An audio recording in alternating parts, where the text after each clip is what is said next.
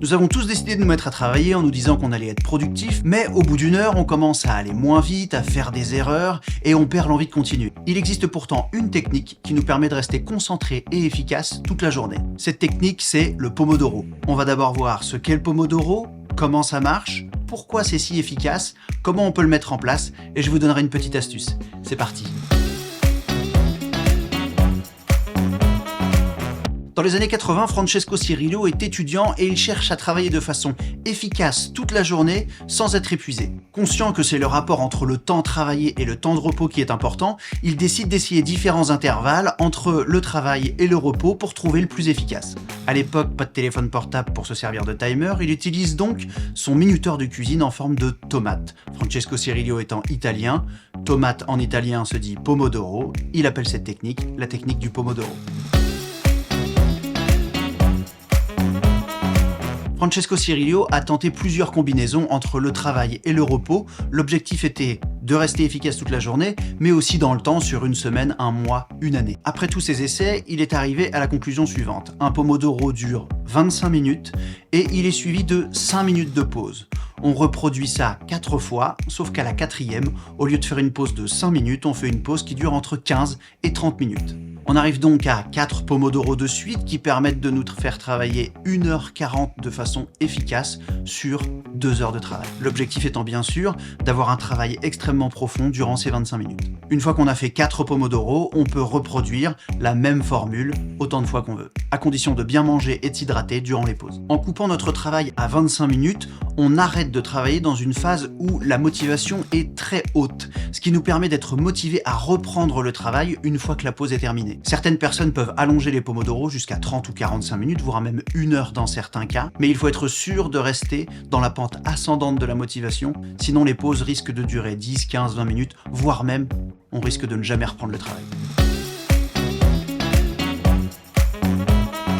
Beaucoup de gens vont vous dire qu'ils sont multitâches et que faire plusieurs choses à la fois est une habitude chez eux. En fait, on est capable de sauter d'une tâche à l'autre, mais on n'est jamais réellement capable de faire 2 choses à la fois. Si nous restons suffisamment longtemps concentrés sur une tâche, nous entrons dans un travail profond qui va nous permettre de créer de l'inertie et de faciliter le travail de productivité ou de création. Dans la vision monotâche, on donne un objectif à notre Pomodoro et pendant 25 minutes, on se concentre dessus pour aller au plus profond de la concentration et de la réflexion. On fait en sorte de ne pas être dérangé pendant 25 minutes et on n'a même pas besoin de regarder l'heure puisqu'on sait que tant que notre timer n'a pas sonné, on peut rester concentré sur la tâche et qu'on ne va rien manquer.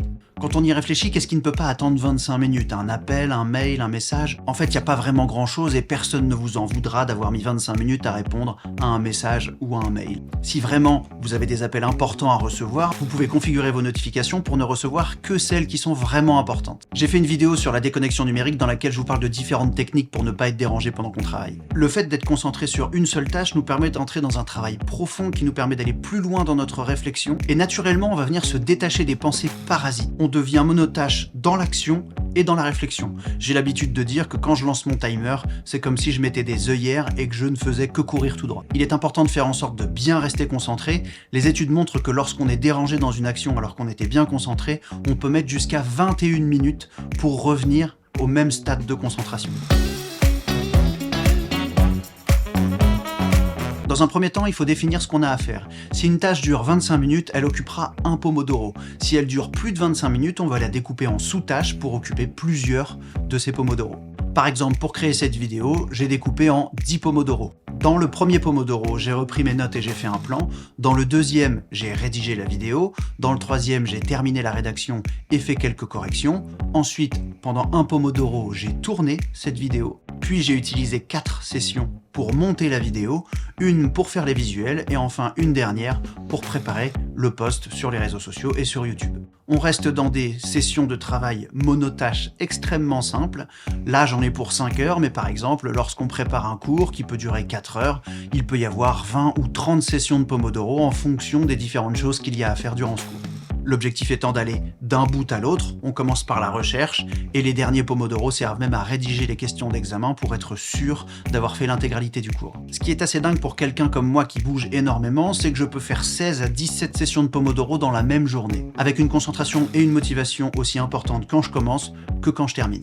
Et si par hasard je termine avant les 25 minutes de ma session, hors de question d'avancer ma pause, sauf si c'est le dernier Pomodoro de la journée. La concentration peut être utilisée pour d'autres choses. La plupart du temps, on essaie de revoir le planning si on est allé un peu plus vite, ou alors on peut commencer une tâche qui durerait moins de 25 minutes, checker un mail, répondre à un message. Parfois, ça sert aussi à bien clôturer ce qu'on était en train de faire, ranger, archiver, sauvegarder. Il y a toujours quelque chose à faire. Mon astuce pour le Pomodoro consiste à organiser les pauses. On peut se laisser aller et faire ce dont on a envie à chaque pause en se disant là j'ai envie de ça, mais moi, pour être vraiment efficace, je les programme. Avant même de commencer mes différentes sessions de Pomodoro, dans les pauses, je sais exactement ce que je vais faire. Et il y a vraiment énormément de choses qu'on peut programmer. Il y en a pas mal qui consistent à faire des cafés, mais il y a aussi le fait de passer un appel téléphonique en se limitant à 5 minutes, faire des choses dans la maison, ranger, tout ça peut être fait durant une pause de 5 minutes. Je me sers même de ces pauses pour mieux gérer le temps que je passe sur les réseaux sociaux en me disant cette pause de 5 minutes, elle est consacrée à Instagram, celle-ci à répondre à des commentaires, et quand l'alarme sonne pour reprendre le travail, je pose mon téléphone et j'y retourne. Voilà, je pense avoir fait le tour de cette technique du Pomodoro de Francesco Cirillo. C'est assez facile à mettre en place, pour ça vous avez juste besoin d'un chronomètre. Un peu de musique de fond pour maintenir la concentration, je vous conseille comme d'habitude des petites playlists lo-fi, ça marche très bien. Si vous avez besoin de motivation et que vous voulez pas travailler tout seul, sur YouTube il y a des vidéos entières qui durent des heures de gens qui travaillent avec le système Pomodoro, avec de la musique de fond et très souvent une vue assez incroyable. J'espère que vous allez trouver la satisfaction de l'efficacité grâce à cette technique et que ça va vous permettre d'être moins stressé par rapport à ce que vous avez à faire. La planification est un des meilleurs moyens pour se débarrasser du stress de ce qu'on a à faire. Je vous ferai une vidéo bientôt là-dessus. N'hésitez pas à vous abonner pour voir les prochaines vidéos dans votre flux YouTube. Désactivez les notifications, on a suffisamment de mails comme ça. Vous pouvez également me suivre sur les réseaux sociaux pour me poser des questions ou proposer des thèmes de vidéos. Et vous pouvez également vous inscrire sur mon site internet romainlarue.com à la newsletter que j'envoie mensuellement avec des informations et les nouvelles vidéos qui sortent. On se retrouve dans la prochaine vidéo. D'ici là, prenez soin de vous et des autres.